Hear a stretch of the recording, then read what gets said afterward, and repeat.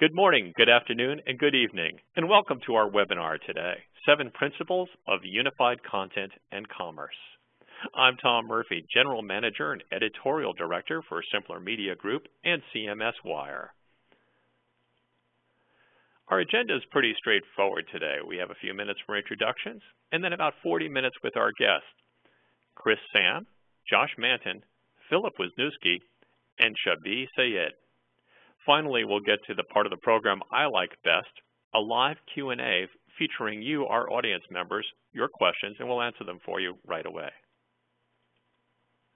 First, a few housekeeping notes. There's a chat button on the top right of your screen or the bottom right, depending on what platform you're on. Please click on it so that you see the chat window in the right column. If you have a question or a comment at any time during the program, you can use that pull-down menu, indicated by the lower arrow here, to direct that to the host of the program or to the panelists. And then don't forget to click the send button on the right. Similarly, our Q&A tab just below that will allow you to direct your question to our host or to all panelists, and we will collect those and we'll put those into queue for answering at the end of the program. This program includes 2 interactive polls. Again, this features you, our audience members. We want you all to participate. You'll see a window pop up on the right side of your screen when we ask the question. We'll also ask the question on the left. Don't be distracted by that. The important part is on the right, where there are radio buttons that you can click on, and then click the send button in the bottom right of the frame. We'll count those votes. We'll total them right away, read them right back to you, and get a comment on those. Let me tell you a little about CMSWire. We were founded about 11 years ago. We have over 400 editorial contributors. We publish more than 200 articles a month. We have editorial themes every month, and we have tweet jams, hangouts, webinars, and other events that make things interesting for the world we live in.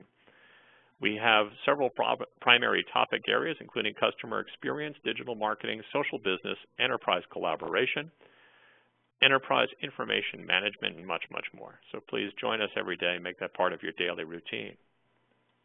I'm pleased to say today's program is sponsored by the good folks at HP.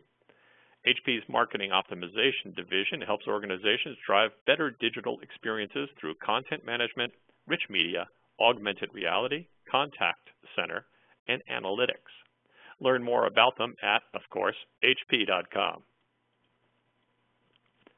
Now it's my distinct pleasure to introduce our very strong panel today. Chris Sam is ISV Technical Alliance Manager at Hybris. He has over 14 years experience in commerce software, services, and partnerships. Josh Manton is CEO and Chief Software Architect at Kanban. He's focused on the architecture and development of e-commerce and content-rich websites and applications. Philip Wisniewski is EVP of Client Development at Kanban. He can often be found evangelizing on the promise of one-to-one interactive relationships between their brands and their audiences. And Shabi Sayed is HP TeamSite Product Manager. He's a seasoned technology processing, 9+ years in technology, leading SaaS, mobile, and consumer web development teams. And now I'll turn the program over to Chris Sam so he can start the first section on OmniCommerce overview. All right, thanks, Tom, for that intro. My name is Chris Sam. I'm the Technical Alliance Manager for Hybris, and I'm here to talk about omnichannel commerce. Today, we're facing a reimagination of nearly everything in the commerce world. Historically, we've had, just desktops and notebooks, but today, in addition to desktops and notebooks, we have tablets, we have smartphones, all sorts of different devices. In addition, we have different interfaces. It used to be just a mouse and keyboard. Now we have touch screens. We used to go to the grocery store. Now we can get all of our groceries delivered to our house. And used to be when you went to a store, the point of sale was kind of big and bulky, took cash, credit cards were kind of clunky. Today we have POS that's tablet-based that reads credit cards. In addition, we can even pay from our phones. Even in the house, the world has changed. It used to be that you have to actually be in your house to control your temperature, to control your thermostat and your lights. But today, we can control all of that remotely. As you can see, the world is very different today, even from just 5 or 10 years ago. So really looking at today is that reimagining how commerce works and looking across the enterprise. Really, enterprise commerce is strategic to businesses, and the businesses that get this right have a huge advantage over those that don't. As you can see, better customer experience leads to increased sales volume. It leads to larger cart sizes, and it leads to higher conversion rates.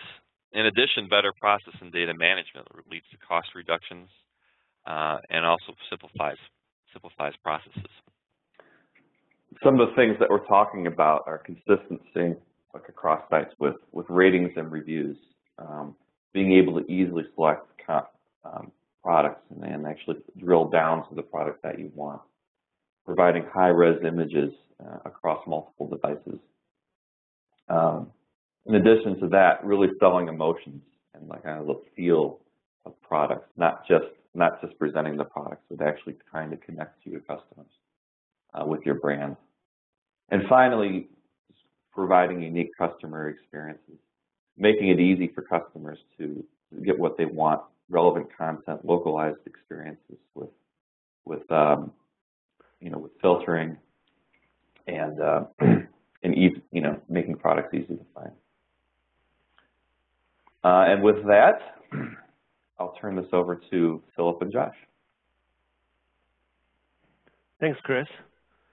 And while I take control, this is Philip, and as head of client development at Kanban, I really spend a lot of time helping clients realize the value of rich interfaces, content, and related content and commerce systems. And I've been doing that for longer than I care to admit. Today, Josh and I will take turns outlining the story of how Nikon, the world's premier manufacturer of photography and imaging equipment, integrated content and commerce systems for some big business impact. So let's jump in. But before we do, I think we have our first poll. Right, you are, Philip. If you'll click to that next slide. There we are. Our first polling question is, are you planning any of the following over the next 12 months? Are you planning an e-commerce replatforming, content web experience management replatforming both, or integration of e-commerce and CWM, or none of the above? The question is being asked on the right side of your screen. If you will click one of those choices, and please don't forget to click the Submit button in the lower right after you do. While you're voting, I'll just ask Philip quickly, and maybe Josh too. Which of these do you think is going to be the leading answer for our audience today? I would think that it's going to be either A or B. Yeah, I concur with that. Okay, great. Well, the poll has ended, and we're just waiting for results now. As soon as they come in, I'll read them. I'm always curious to see what our audience says. And the results are in. The leading answer is none of the above. And the next most popular answer was replatforming both, 15%. 10% say they're doing B, content and web experience management replatforming. And 3% are doing e-commerce replatforming. Interesting results. But I'm going to turn this back over to Philip to continue his presentation. Looking forward to hear what you have to say. Thanks, Tom. So these are the 7 principles that we will cover today. And they're born from Nikon and other clients where we've worked at the intersection of content and commerce to deliver exceptional ROI. These principles guide our implementations and ensure success. So let's go through each one in more detail. Surface and mitigate silo syndrome. Every time I speak about silo syndrome, I see heads nodding. Every company, especially large and mid-sized organizations, suffer from it, and every company can get better at minimizing its impact. So what do we really mean exactly by silo syndrome? Silo syndrome is the impact that we feel from the org chart. It's way too common that we see impacts to communication, collaboration, and coordination because of discrete, disparate functions, distinct goals, distinct metrics. Therefore, projects are not well aligned, teams are not well aligned. These organizational silos can stifle innovation and, even worse, can derail your most important projects. Some examples, well, the famous one is e-commerce and marketing teams not talking to each other, or brands, multi-brand organizations not working together, or IT functions within the actual IT organization, like IT ops, or networking, or development, not working together, let alone the classic IT versus business debate and communications not being where they need to be. And of course, just within marketing itself, brands not talking to social teams, content teams not talking to PR, and so on. And we've seen the impact of this on both ends of the spectrum. At Nikon, one team owns marketing, communications, and commerce. So decisions are quick, goals are aligned, teams focused, and the result is an exceptional user experience. Now let's take a look at how silos can fail to delight the end user. This is Net10 Wireless, one of 6 or 7 brands under the TracFone umbrella. TracFone is a multi-billion-dollar MVNO. It's a mobile virtual network operator. They're the 5th largest wireless carrier in the US with close to 25 million subscribers. And if you try to buy a phone and a wireless plan, you'll experience a number of navigations, 3 domains, 2 or more catalogs, all in one shopping flow. Obviously, this is not helping the user experience, and conversion rates tend to suffer. Now, we know TracFone is working hard to fix these organizational challenges, and we'll be launching a more seamless experience very soon. So stay tuned with us in the next 3 to 4 months, and we'll have some quantified impact. We can really goose ROI when breaking down these silos. We can, of course, spend all day talking about how to mitigate the impact of these organizational challenges, and we don't have that much time today, but reach out to me, and I'm happy to dive in more detail. Let's move on to the second principle. Start with a sound content strategy. A content strategy defines how content will engage audiences and drive revenue. The who, the when, the where. It also should include the how. How is it sourced, created, structured, enhanced, transformed, published, and delivered? We call that aspect of content strategy the content engineering.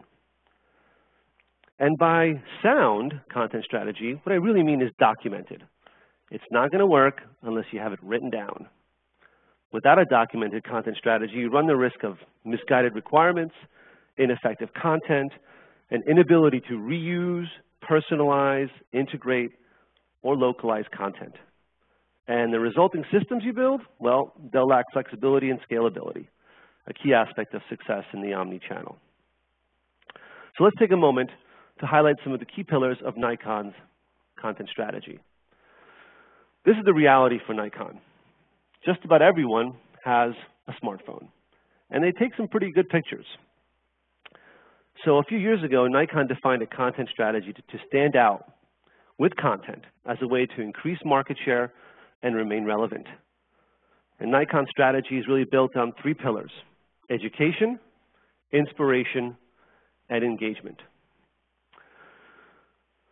What you're looking at is Learn and Explore, and it is a standalone part of the Nikon USA website, and it's dedicated to content and allowing the users to visually explore more than 300 articles. Articles that are created, sourced, endorsed by Nikon for the purposes of education and inspiration. And they've managed to subtly intertwine articles about Nikon's technology. When we launched this experience, Learn and Explore, we saw a 101% increase in visits that included an add to cart click. That's a great example of how content's direct impact can have on commerce. Now let's look at another aspect of how we engage audiences and surface Nikon's products and technology. We've taken a lot of time and effort to ensure that Nikon's content and products are findable. Take the term ISO sensitivity. Enter it into Google. The first result that you see is a link to Nikon's Learn and Explore. Now that alone takes some effort, certainly. SEO is no overnight success story. It's more of a marathon. But we've taken that a step further. And when you land or click through that link from Google, you land on Learn and Explore. But the articles have been pre-filtered for you based on that keyword. So all 300 articles are now organized and prioritized based on their relevancy. This is a small yet highly effective way Nikon is building a better connection between the audience and the content. Let's see how this extends even further. This is the content strategy taking life on the homepage through demonstrating Nikon technology with content and imagery. Here we see a rich experience on the homepage with the image tiles aligned to form a single, immersive, and engaging image upon rollover. It's just fun to play with. It engages that user, that consumer. And it extends from the homepage all the way through product pages with rich video, image carousels, demonstrating the capabilities of the Nikon product. And those assets are then shared with third-party sites like Google Shop and Amazon for consistency across all channels where users interact with the Nikon brand. Of course, we're here to talk about integration and unification of content and commerce. So we want to make sure that we're touching on some of the technology behind this. This is the core content delivery platform. The CMS is HP TeamSite, long-standing leader in the space. And it comes with a presentation layer, a templating framework called LiveSite. We have integrated workflows from TeamSite with translation providers for push-button localization. So we can now serve this content across 10 distinct regions covering the Americas. The CMS also directly feeds the mobile app. This is sort of the basis, along with faceted search to allow for filtering and rich experiences on the web pages to deliver content. And now I'm going to hand it over to Josh to make sure that we cover the next set of principles. Let me just do that. And here you go, Josh. Hi, thank you, Philip. The next topic is selecting the right integration architecture. This is a topic that requires a broad understanding of technology and a deep understanding of a client, including their previous investments, existing capabilities, and their goals.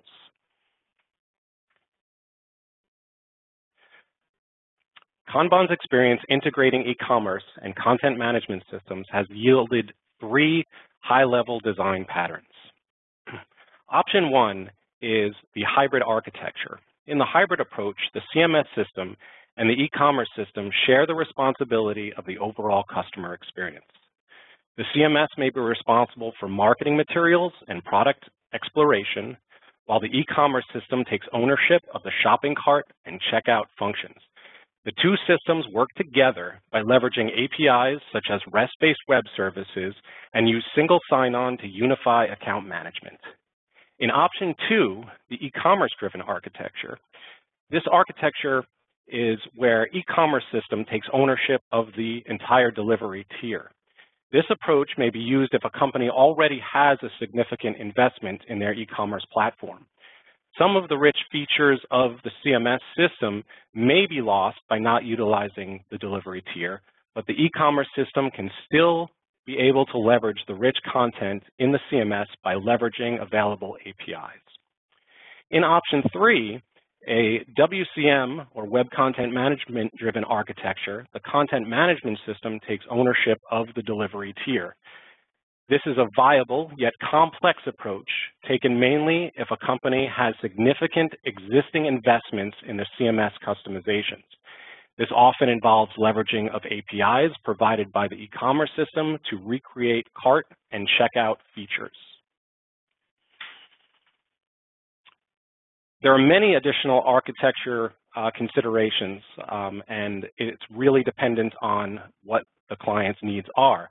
For example, Nikon had a significant investment in their existing TeamSite LiveSite platform, and they were very interested in keeping that in place. They also had an outsourced e-commerce system that had a contract end date. So there was a fixed deadline, and we were responsible for migrating Nikon off of that outsourced commerce platform to Hybris, their new, fairly new internal e-commerce system. The resulting architecture direction for Nikon is what Kanban calls hybrid plus. As in the standard hybrid approach, both systems share the responsibility of the presentation tier.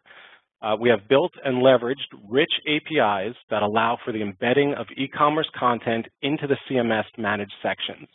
And it allows for embedding of rich CMS content into the cart and checkout flows. So you have this really nice bidirectional communication. So we took the existing HP TeamSite and LiveSite architecture that Philip had just reviewed, and we've created a module that we like to call the e-commerce data processor, or EDP for short.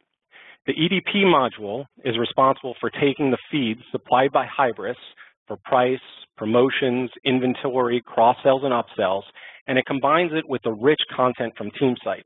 The content from Hybris and TeamSite is unified and stored in a NoSQL document database. In order to facilitate Nikon's omni-channel experience, we created a module called the Data Syndication Service, or DSS for short. This module is responsible for taking the unified data from the document database and syndicating it out to endpoints like Amazon and Google Shopping. Nikon currently has 8 syndication endpoints configured in their DSS. To create a unified customer experience, Kanban integrated a single sign-on system into the architecture, leveraging a platform called OpenAM. This system allows for seamless authentication and personalization across platforms. So we've taken the existing architecture with the DSS, the EDP, HP TeamSite and LiveSite, and Hybris, and we've added SSO system, which unifies all of Nikon's web properties. And with that, I'm going to hand it back over to Philip. Thanks, Josh. So we're now on our 4th principle, streamline content and product workflows. And this principle is increasing in importance for a couple of reasons. First, technology vendors are expanding features and functions, pushing the boundaries of traditional areas of focus, and really blurring the lines. And there's a lot to consider in terms of which system does what, especially within integrations. And 2, as managing experience and content across channels requires more and more effort and time, we must make sure that the way our teams interact with these systems is intuitive and drives adoption. After all, we can spend a lot of money building systems and tools for our teams to use, but if they're not used effectively, we're going to have pretty poor return on our investment. And this is especially true for authoring and product management workflows when unifying content and commerce systems. As far as specifically for Nikon, we wanted to make sure that we're considering which systems were in place based on prior investments, the system's relative strengths, and of course, existing business processes. And between TeamSite and Hybris, we wanted to preserve what was already in place for product enrichment, which was long a TeamSite function. And of course, we wanted to allow Hybris to own core product management functionality. Obviously, that's a core capability from the world's leading e-commerce platform. We also had some background considerations. Nikon has a global product launch information supply chain where content management systems across all the regions are unified and help syndicate and publish content in a uniform and controlled way. So we had very well-established publishing workflows. So we retained TeamSite to create products. But that then triggers the creation of a product in hybris. So TeamSite is the master to product creation.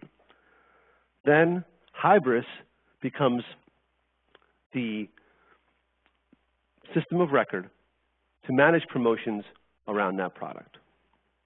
Areas such as cross-sells, upsells, bundles, which are incredibly important for Nikon today, are all then managed out of the e-commerce platform.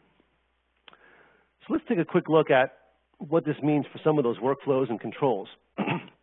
Specifically for authoring, this is a good example of some of the effort we've applied to ensuring that both product pages and articles within Learn and Explore are managed through intuitive editorial workflows.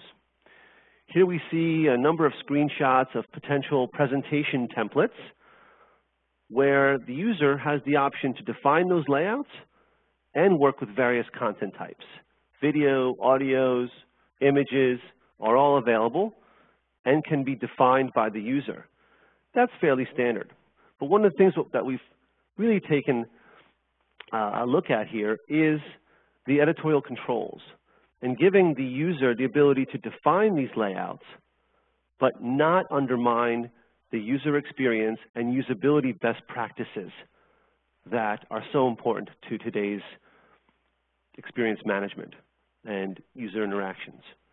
So we've enabled a fair bit of flexibility, yet controlled the experience. It's not just a drag and drop, make things as big as you want, move things wherever you want, and undermine the credibility of the usability and user experience work that's gone into building those templates. Flexibility and control. Here's another example of some of the tools for authoring and workflows. Within Learn and Explore, we have these topic filters. These are really pre-built article queries. They allow the user to filter the results based on any of these keywords. And within the CMS, we have enabled the business and marketing users to manage these filters, which filters are available, and what they return as queries. So the user can define them, refine them, and publish them programmatically without any IT involvement, which puts a great deal of control in the hands of Nikon business users and really helps connect the user with the content. And now I'm going to hand it back over to Josh. Thank you, Philip. Serve structured content and components. The sound content strategy discussed earlier by Philip is really a prerequisite to the creation of structured content. And the sound IA phase is a prerequisite to creating a modular component architecture. A solution that successfully implements structured content and modular components is better prepared for success in today's omni-channel environment. Structured content fed from a system like Hybris and TeamSite are mapped to reusable templates and components.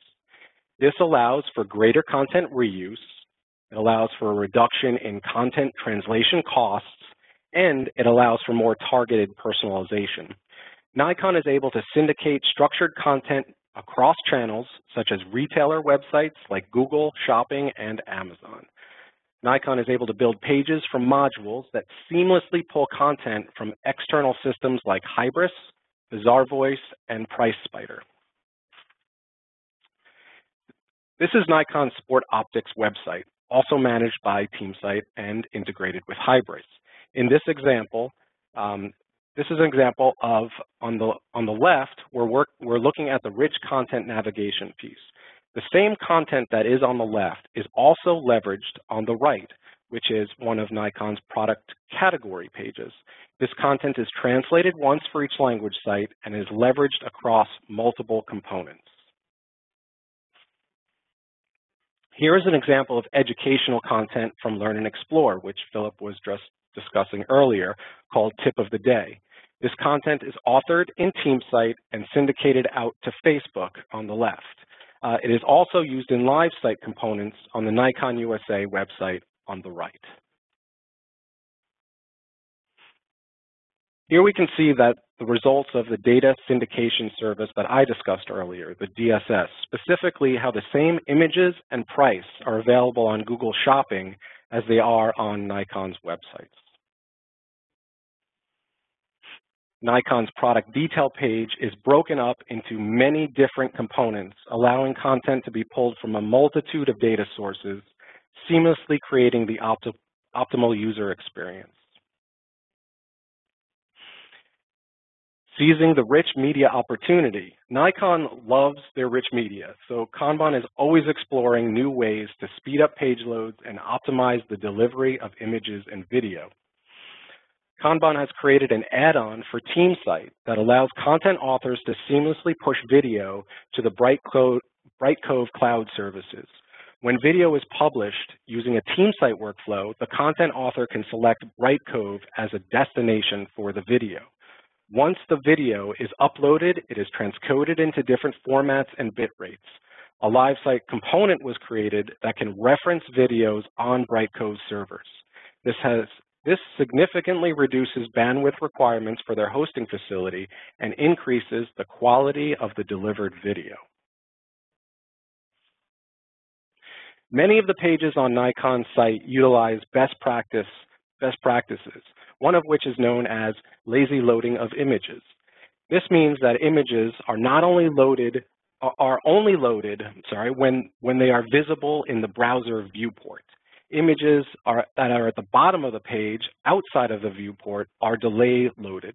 This allows for the customer to immediately interact with the web page. Leveraging LiveSite component cache gives Nikon fine-grained control when components get refreshed.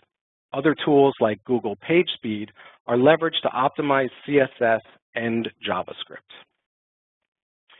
So we've taken the previous architecture and we've added to it digital asset management system and video and media CDN capabilities. Media assets are syndicated from Nikon Corp in Japan via HP MediaBin.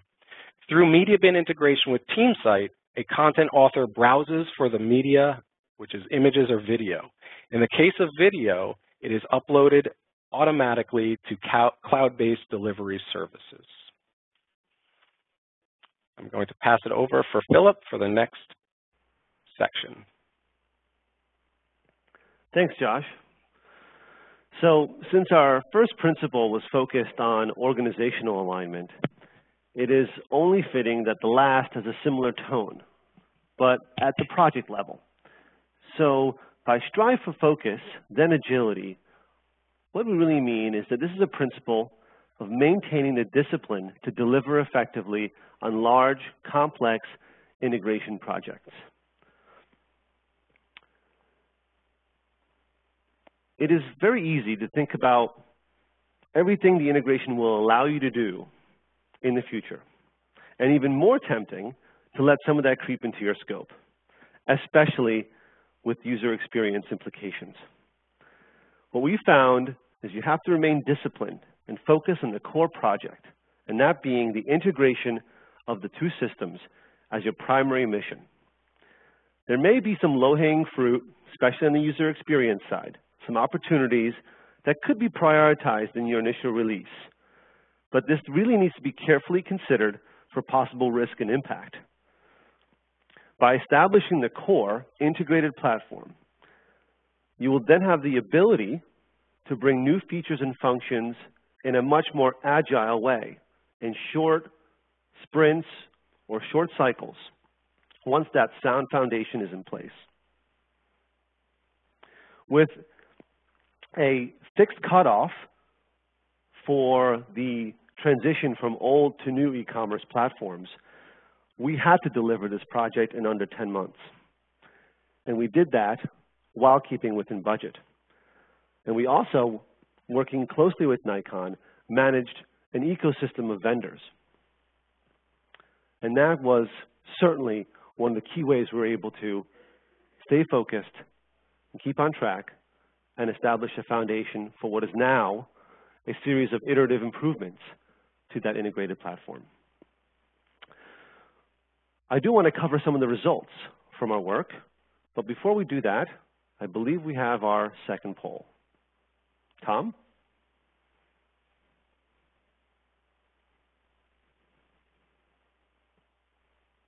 And we might have lost Tom. I'm here. Here we There go. you are. Sorry about that. Which of the following do you perceive as the biggest obstacles in the unification of content and commerce systems for seamless omni-channel experiences? You're going to pick 3 of these.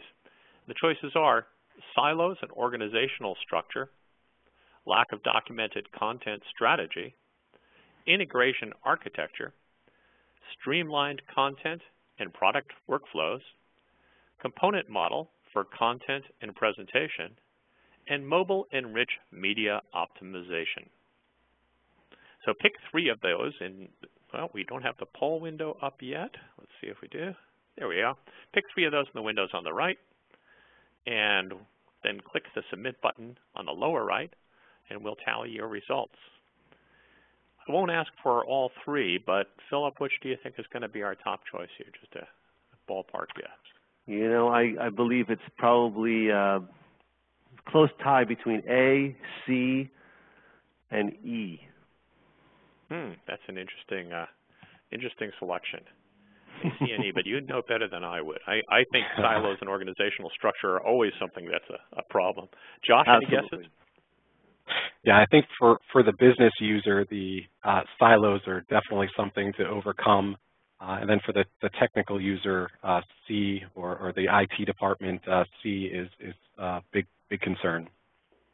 Well, you both picked C, and that is indeed the top result. Integration architecture was chosen by 35% of our listeners.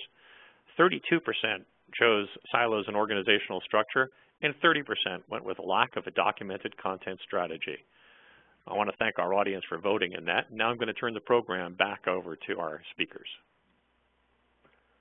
Thanks, Tom. So let's talk about results. We saw some very impressive results within the 3- and 6-month windows post-launch of this unified experience. Average order size increase, which is fantastic to see, by 72%. Cart conversion rate increased by 42%. We were able to implement a number of best practices based on the capabilities inherent in the hybris platform, and that was fantastic to see. Visits that included a product page increased 36%. That really means that we're driving consumers towards products. That's the end result here. Why are we building these systems? To drive revenue and engagement.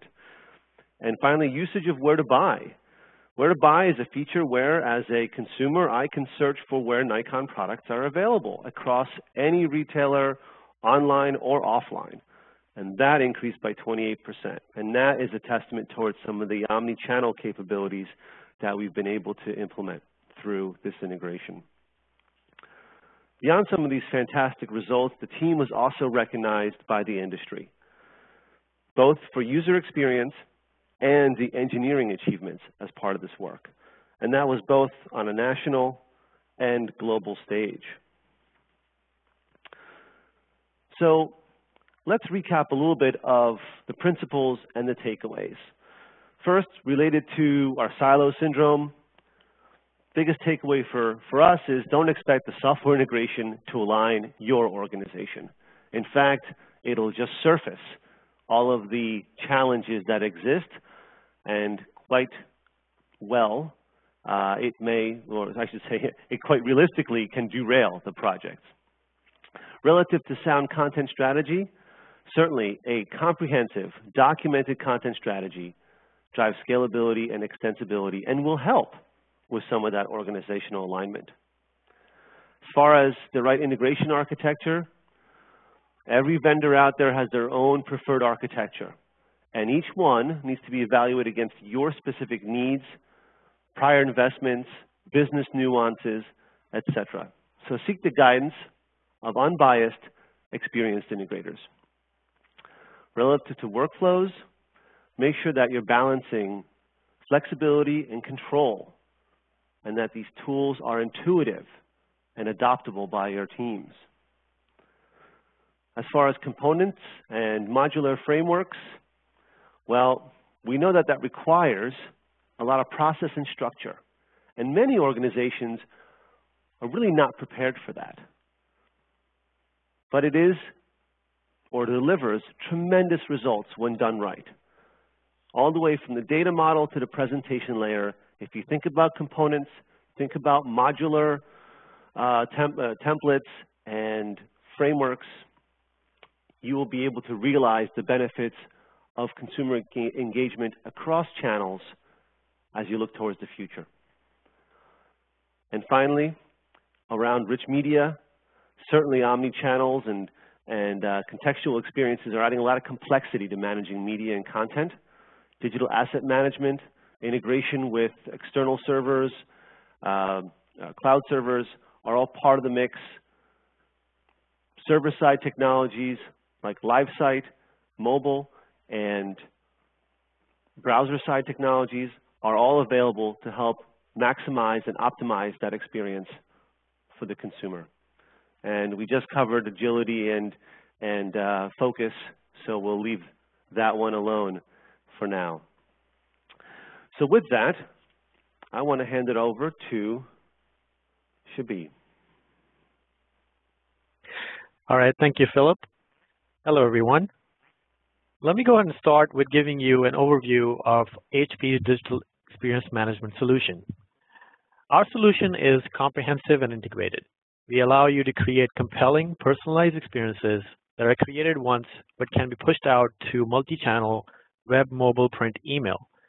And tying that back with real-time targeting capabilities that you can use to drive traffic from social media, as an example, and have the ability to understand those insights when they're taken in back into the CMS system, where you can take necessary actions to either update or improve your user experiences.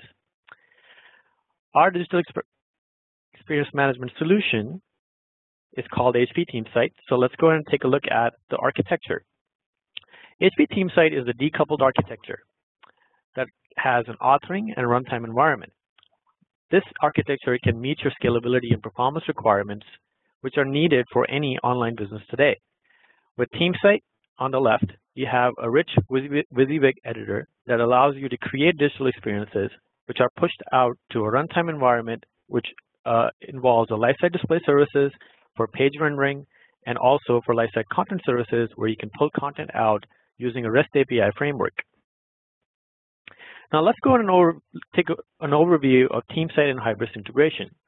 The first step in this integration is that a digital content record called the DCR has to be created within TeamSite. This process is automated, where output from hybris can be automatically split into separate product records, which are then transformed into a digital content record for each of those products. Once the DCR is within TeamSite, that's your basis for pushing content out to LSCS and also the basis for reusing content. The LiveSite content services allows you to pull this content out to the REST API framework using any metadata categories. So this allows you to actually pull content directly from hybris accelerator to get product through particular metadata categories or for personalizing content for displaying.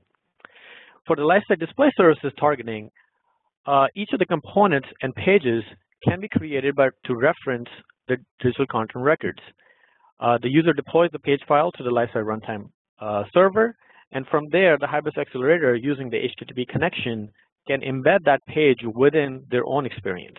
This is done using a technology called LiveSite tag libraries. So here in this example, what you see is on the left, you have the TeamSite authoring environment, where you have a WYSIWYG editor where somebody has created an experience referencing a DCR for a product that was created through a corresponding SKU within hybris, and then that same content is then embedded within hybris eCommerce accelerator on the right.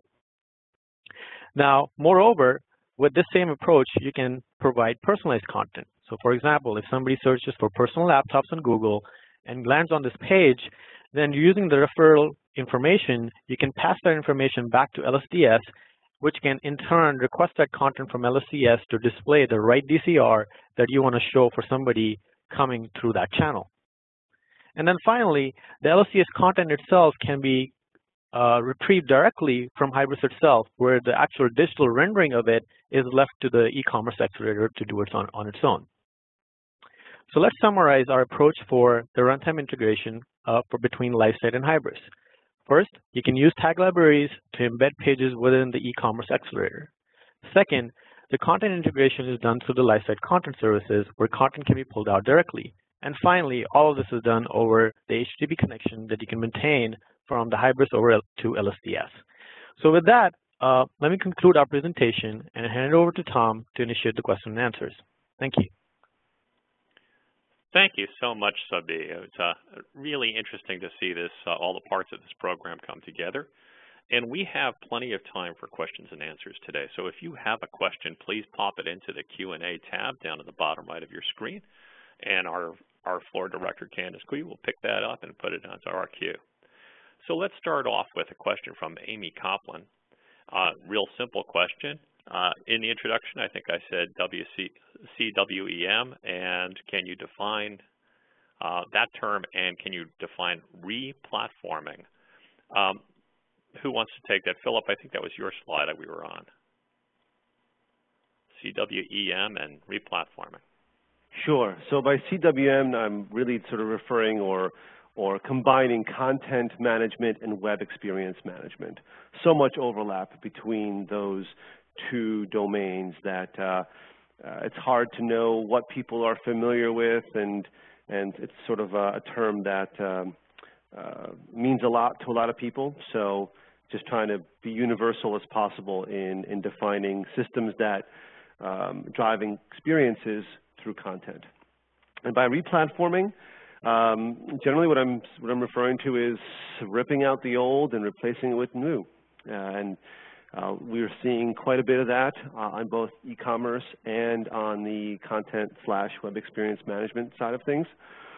And certainly when you do one or the other or both, it presents an opportunity for unification of those systems, perhaps something that hadn't been considered previously, and an opportunity to see some significant business results. Thanks for that explanation. And Amy, we're sorry for the jargon. We should try to avoid that for our audience, but now we're all on the same page. Let's move forward. Second question is, what techniques or tools did you use to keep the unification project on track and focused on the core objectives? That's a great question. This is a fairly technical process, and things can get out of hand unless you have a good management tool. What you use there? I can certainly cover a couple of ideas that I have that come to mind. Certainly, a strong PMO or project management office is critical in keeping projects like this on track, especially when you have multiple vendors involved. You've got sort of a partner ecosystem that every brand, especially Nikon, has. They work with many organizations, from analytics teams to communications teams, SEO teams, internal, external, and so all of that needs to be well coordinated. Obviously, the vendors involved, HP and Hybris, and so that certainly requires a level of discipline that, frankly, not every project gets to benefit from. The other thing that we tend to do a lot is upfront in a project is prioritization and prioritization matrix of requirements, of features, of functions. And when I mentioned sort of having the discipline to only allow a select few user and experience enhancements, that's really what we used. And that's a byproduct of technical complexity and business impact. And when you map those aspects of a feature or user experience enhancement, you identify that low-hanging fruit, and you're able to hopefully stay focused and true to keeping things as focused as possible. The other thing, sort of the third thing that comes to mind, is really strong documentation when it comes to the functional specification. So how does the system work, and how is the how are the systems going to actually work together to provide a unified experience. And by documenting that up front and working very closely with Nikon, we were able to ensure that not only were there no surprises at the end of the day, but that we had sign-off as far as how we're doing something and why we're doing it. And that allowed us to be a little bit more disciplined and prevent those sort of scope creep, sneaky things from adding to complexity and risk of a project. That's really interesting, Philip. And let me just embellish on that a little bit, or add to that question. Did the sign-off process, how high did that go? Who did it involve?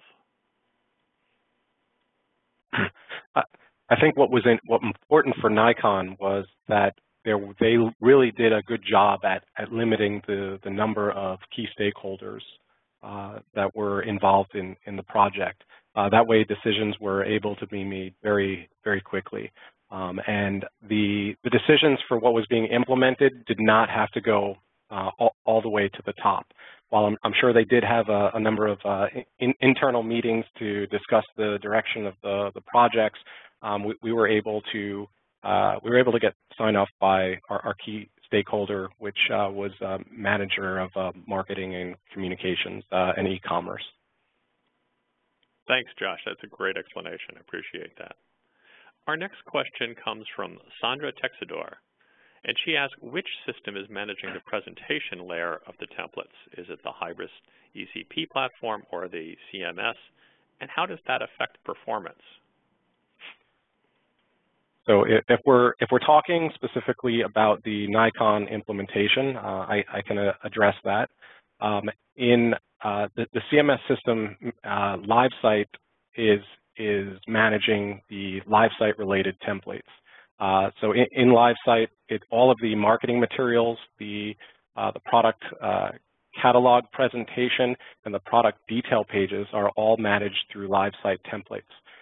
When you actually click Add to Cart, you'll notice the URL moves over to shop.nikonusa.com, in which case that is Hybris Accelerator taking over at that point, and they're responsible for the shopping cart,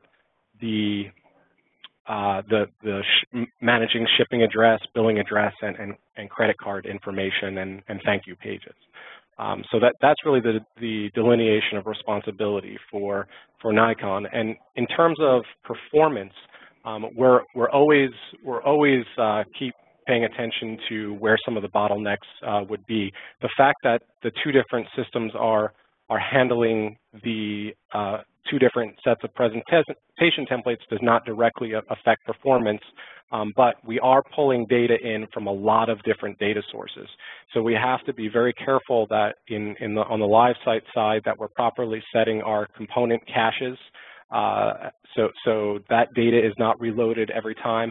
And we also use a front side page cache, which is very critical for Nikon as well. We had significant performance improvement by implementing this front side cache. So we reduced page load times by up to 50%. It was a very successful project when we implemented that front side cache. But it's a very good question and something that you always need to consider through the course of the entire project. There are many implementations that I've seen where performance is an afterthought, and it really needs to be something that's considered during the entire development cycle.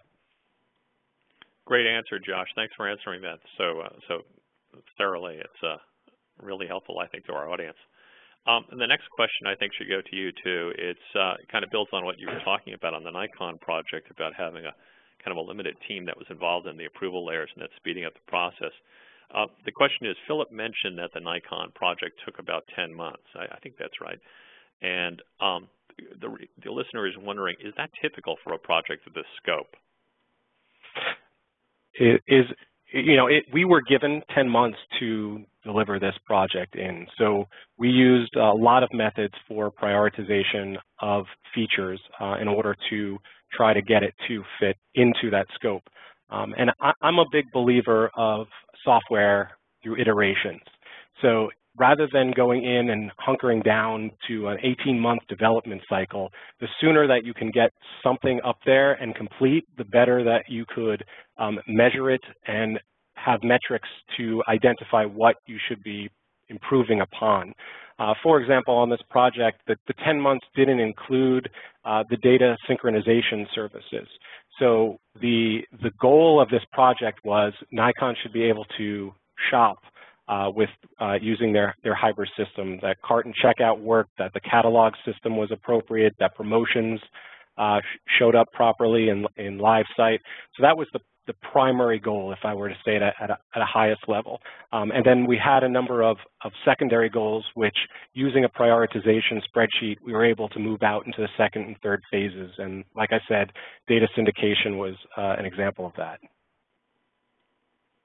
Again, a good answer. Thank you. That's really throws some more light on the subject. And our last question is, it may be a little bit tangential to that, but I think it's kind of related too. How do you suggest approaching the CFO or CEO regarding budget issues? When you go into a project like this, I'll bet a lot of our listeners are thinking, I'm going to have a tough time selling this in the corner office.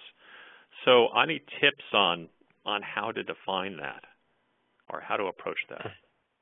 And I'll open that to anybody, Josh or anybody else on the panel. Yeah, I'm sure there are many answers to that question. I'll take a stab, but we recommend starting with a strategy phase at Kanban, which is a lower cost phase, obviously, that helps the key stakeholder gather their thoughts, understand the process, learn a lot about the technology as Kanban is learning about your systems and your process and your workflows and your potential silos. And then together, we can help put together an order of magnitude in terms of budgets that you could take to your CFO or CEO. So it's really about doing your homework up front and making sure that you have a good presentation and that the CEO or CFO really feels that this is that you've done your homework.